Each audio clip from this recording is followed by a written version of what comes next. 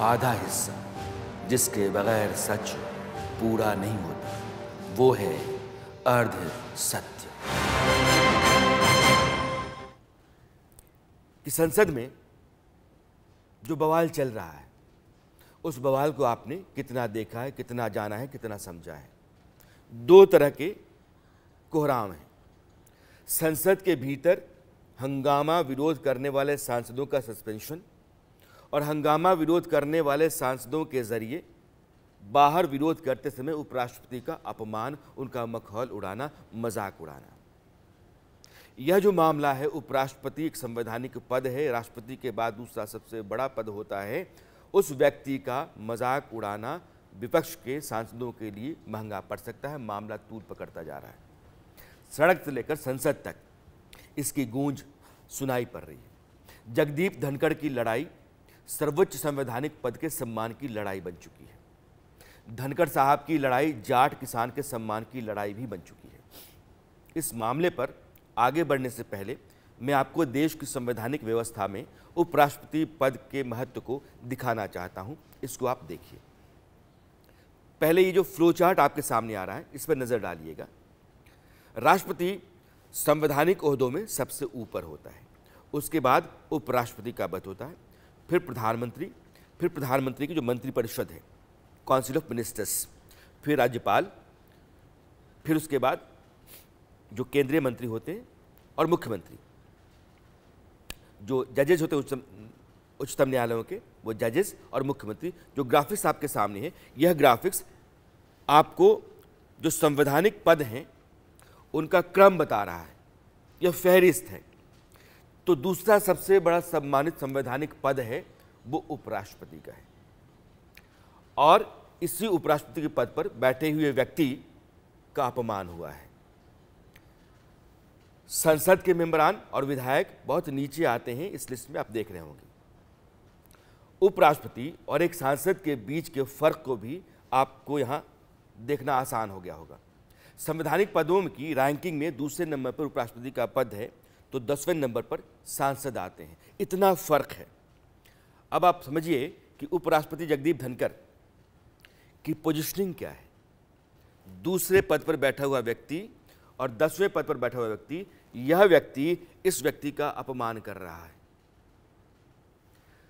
संविधान की जो सर्वोच्चता है उसके लिहाज से राष्ट्रपति द्रौपदी मुर्मू के बाद जगदीप धनखड़ आते हैं, जो राज्यसभा के पदेन सभापति कहे जाते हैं। भारतीय संसद के उच्च सदन के सर्वोच्च पद पर बैठे हुए व्यक्ति। अब आप बेहतर तरीके से भी समझ सकते हैं जगदीप धनखड़ का अपमान इतना आपत्तिजनक क्यों माना जा रहा है, इस पर इतना हंगामा क्यों हो रहा है। टीएमसी सांसद कल्याण बनर्जी ने देश के दूसरे नंबर के सर्वोच्च संवैधानिक पद पर बैठे शख्सियत का मजाक उड़ाया है। अब आप टीएमसी सांसद कल्याण बनर्जी का वो वीडियो देखिए और समझिए कि उन्होंने कोई छोटा मोटा गुनाह नहीं किया है। किसी छोटी मोटी पर्सनालिटी या व्यक्ति पर भद्दा मजाक नहीं किया है। अपनी हरकतों से उन्होंने देश के उपराष्ट्रपति का अपमान किया है। आप वीडियो देखिए। वीडियो आपने पहले भी देखा होगा, मैं फिर दिखाना चाहता हूं क्योंकि आगे एक सिलसिला चलेगा और वो सिलसिला पूरी तस्वीर आपके सामने साफ करेगा। यह पूरा वीडियो देखिए।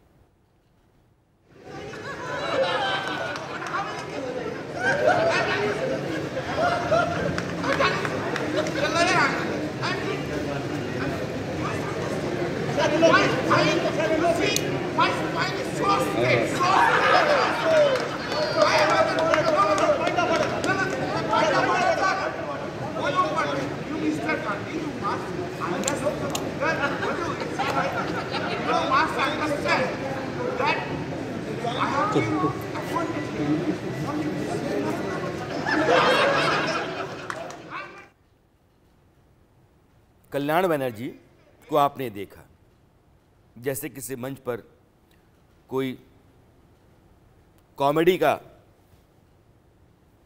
एक्टर होता है, कमोबेश वैसा ही। उनके बारे में आप ये भी नहीं कह सकते हैं कि वो कोई आम इंसान है, नासमझ है, सांसद हैं देश के।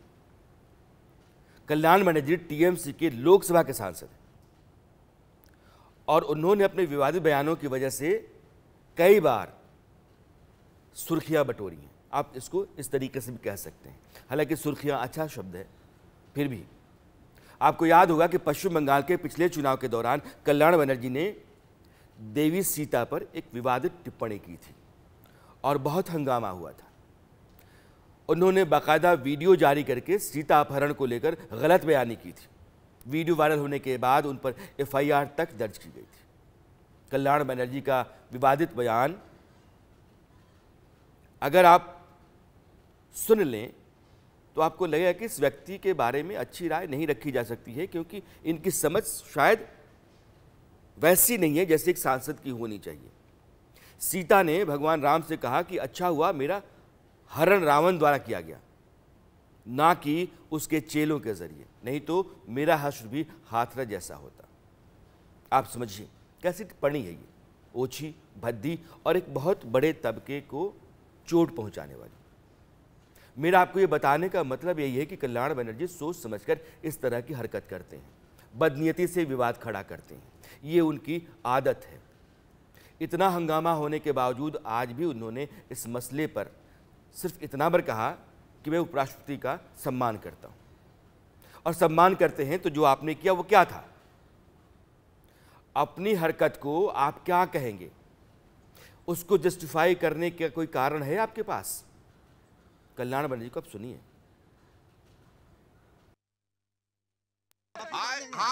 हम किसी को दुख नहीं देना चाहते थे, हम किसी को मन में दुख नहीं देना चाहते थे। मिमिक्री एक तो आर्ट होता है।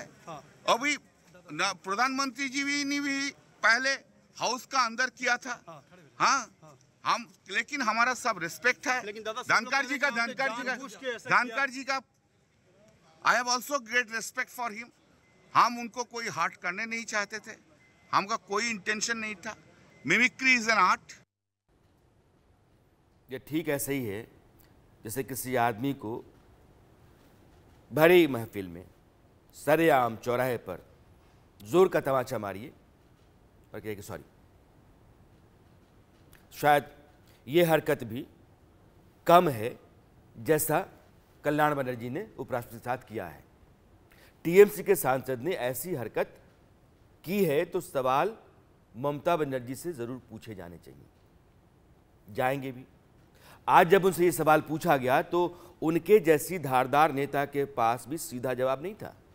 उन्होंने कल्याण बनर्जी की अपमानजनक मिमिक्री पर कुछ कहने के बजाय बीच में राहुल गांधी को लेकर के आ गए। उन्होंने कहा कि अगर राहुल गांधी वीडियो नहीं बना रहे होते तो शायद किसी को इसका पता भी नहीं चलता। बताइए, ये कोई जवाब है? उपराष्ट्रपति का अपमान हुआ, ये समझते हुए भी वो बात टाल रही है। क्यों आप ऐसा बात करते हैं? हम तो रेस्पेक्ट करते हैं सबको ना, एक डिसरेस्पेक्ट का कोई बात नहीं होता है। इसको जस्ट पॉलिटिकली कैजुअली, आपको तो पता भी नहीं चलता अगर राहुल की वीडियो में छवि नहीं टूटता तो। बंगाल छोड़ के मैं आज पे कोई बात में टिप्पणी नहीं करेंगे। सब बात मैं आपको कहेंगे, जो मेरे को कहना था मैंने कह दिया। प्लीज आप लोग अच्छा रहिए, मेरे को शुभकामना है नए साल के लिए और मेरी किस्मत मेरी। अब मैं आपको उपराष्ट्रपति जगदीप धनखड़ का वो बयान सुनाना चाहता हूं जो उन्होंने संसद में एक रोज पहले दिया है। ये उनका पहला रिएक्शन था। वो कल्याण बनर्जी का विवादित वीडियो देखकर तुरंत सदन में पहुंचे थे। उन्होंने अपना दर्द सदन के सदस्यों के साथ शेयर किया, संसदीय आचरण के गिरते स्तर पर चिंता जाहिर की। उनके रिएक्शन को सुनकर ऐसा लगता है कि कल्याण बनर्जी से ज़्यादा वो राहुल गांधी को वीडियो बनाते देखकर दुखी हुए। संसदीय परंपरा में मर्यादाओं की ही एक लक्ष्मण रेखा है। अगर आप उसको तोड़ते हैं तो फिर सब कुछ अमर्यादित है। कांग्रेस के बड़े नेता की ऐसी हरकत ने उन्हें ज्यादा तकलीफ पहुंचाई। आप धनखड़ साहब को सुनिए। मैंने कुछ देर पहले एक टीवी चैनल पर देखा है, गिरावट की कोई हद नहीं है, गिरावट की कोई हद नहीं है। आपके एक बड़े नेता एक सांसद के असंसदीय व्यवहार को वीडियो कर रहे थे। आपसे भी बहुत बड़े नेता हैं वो। मैं तो यही कह सकता हूं, सद्बुद्धि आए। कुछ तो सीमा होती होगी, कुछ जगह तो बख्शो, कुछ जगह तो बख्शो। Office of chairman Rajya Sabha and office of speaker is very different. Political parties will have their cross currents, they will have exchanges, but imagine a senior leader of your party videographing another member of another party, mimicry of the chairman, mimicry of speaker. How ridiculous, how shameful, how unacceptable. देश के संविधान में जिस आदमी को दूसरा सबसे बड़ा ओहदा दिया गया है, उस ओहदे पर बैठे इंसान की बेचारगी कैसी है, आपको धनखड़ साहब के बयान से समझ आ गई होगी। बहुत परेशान करने वाली। कोई भी आम इंसान उनके दर्द को महसूस कर सकता है। एक किसान का बेटा देश के सर्वोच्च पद पर अपनी प्रतिभा के बूते पहुंचता है। यह आसान नहीं होता है। इसके पीछे कितना संघर्ष होता है, ये बात किसी को बताने की ज़रूरत नहीं है। एक आम इंसान से बेहद ख़ास इंसान बने जगदीप धनखड़ के बयान ने हर आम और ख़ास को परेशान किया होगा, ऐसा माना जा सकता है। राष्ट्रपति द्रौपदी मुर्मू ने अपने सोशल मीडिया पेज पर भी इस मामले पर ऐतराज़ किया। उनको भी यह पूरा जो प्रकरण है वो कहीं न कहीं तकलीफ दे गया। उन्होंने लिखा कि जिस तरह से हमारे सम्मानित उपराष्ट्रपति को संसद परिसर में अपमानित किया गया, उसे देखकर मुझे निराशा हुई। निर्वाचित प्रतिनिधियों को अपनी अभिव्यक्ति के लिए स्वतंत्र होना चाहिए, लेकिन उनकी अभिव्यक्ति की गरिमा और शिष्टाचार के मानदंडों के भीतर होनी चाहिए। यह संसदीय परंपरा रही है जिस पर हमें गर्व है और भारत के लोग उनसे इसे कायम रखने की उम्मीद करते हैं। उपराष्ट्रपति धनखड़ के अपमान ने प्रधानमंत्री मोदी को भी परेशान किया। उन्होंने भी उपराष्ट्रपति को फोन करके दुख जताया। उन्होंने कहा होगा कि मुझे बहुत तकलीफ हुई है कि आपके साथ ऐसा हुआ है। इस बात का जिक्र उपराष्ट्रपति जगदीप धनखड़ ने अपने सोशल मीडिया पोस्ट में किया।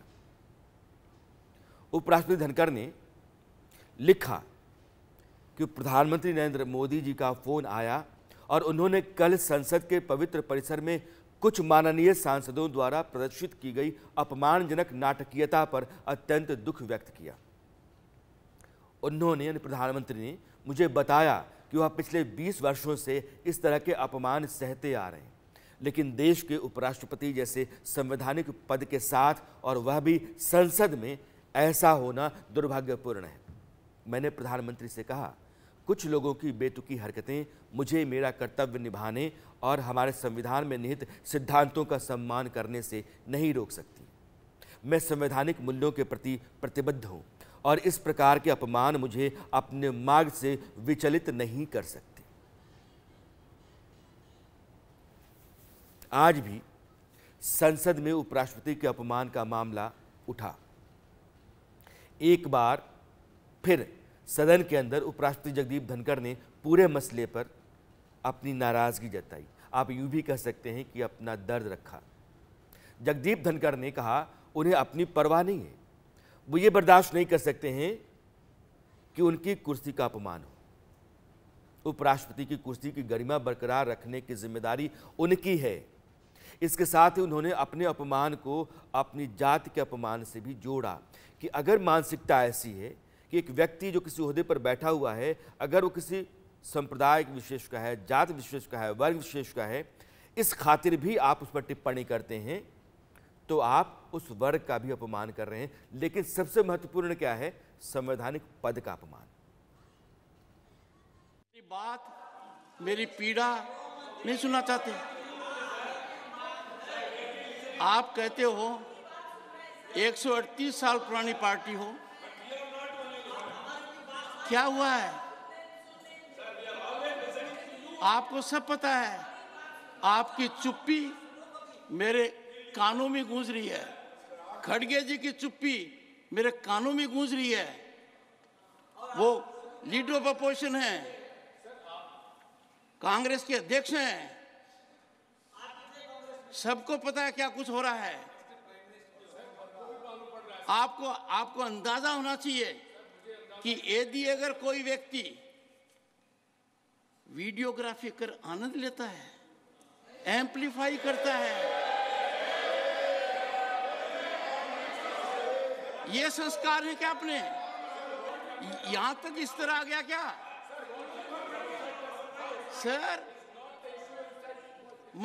ये है दिग्विजय सिंह जी, मेरी बात सुन लीजिए। जगदीप धनखड़ की कितनी बेइज्जती करो, मुझे कोई चिंता नहीं है। भारत के उपराष्ट्रपति की, किसान समाज की, मेरे वर्ग की मैं पूरी आहुति दे दूंगा हवन में। मैं खुद की परवाह नहीं करता। मेरी बेइज्जती कोई करता है, मैं सहन करता हूं, खून की घूंट पीता हूं, पर मैं ये बर्दाश्त कभी नहीं करूंगा कि मेरे पद की गरिमा मैं सुरक्षित नहीं रख पाया। इस सदन की गरिमा को सुरक्षित रखना मेरा काम है, इस पद की गरिमा रखना मेरा काम है। आप अंदाजा नहीं लगा सकते क्या हुआ है। बात भी सही है। हमारे देश का जो सोशल सेटअप है उसमें किसी शख्स की जाति काफ़ी मायने रखती है। सामान्य जीवन में बेशक ये उतना नहीं झलकता है, लेकिन जैसे ही कोई शख्स किसी ऊंचे ओहदे पर जाकर के बैठता है तो उसके वर्ग विशेष के लोग, जाति विशेष के लोग स्वाभिमान का अनुभव करते हैं।